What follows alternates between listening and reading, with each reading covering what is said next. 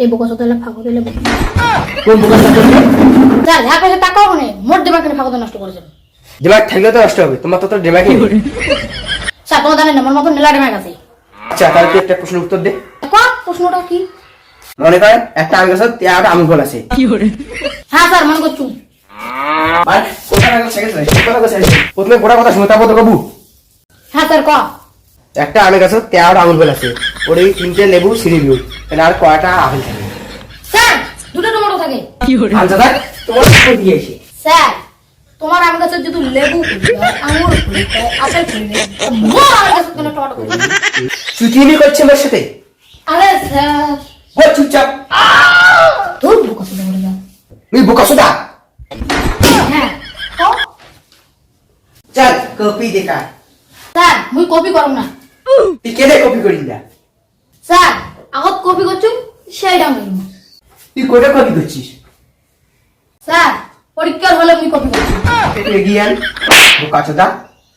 শেষ পরীক্ষা রেজাল্ট বাড়িছে, সবাই ভালোবাসে, খালি একজন বাদ দিয়া। কোন বোকা চোদা আমার ক্লাসে নামটা খারাপ করেছে? হ্যাঁ দাদা ওই বোকা চোদা তুই। গাড়ি চালায় এমন একটি ঘুরে দিব না সে জীবনে হাঁটতে পারবি না। বোকা চোদা পুরো দাদা হয়ে গেছিস। হ্যাঁ তো বোকা চোদা কোথার আগত ভাবে কার সাথে কোথা করছে আর কোটা না কোথা করছে। একটা কোশ্চেন বা যে করলে সমস্যা না করলে সমস্যা। স্যার মনে হচ্ছে একটা মহিলা বাজার করুন, মহিলা বাজার দিয়ে লঙ্গি কিন্তু নিয়ে গেল, লঙ্গি যদি আগুন লাগে এটা খুললে সমস্যা না খুললে সমস্যা। স্যার একটা কথা কম।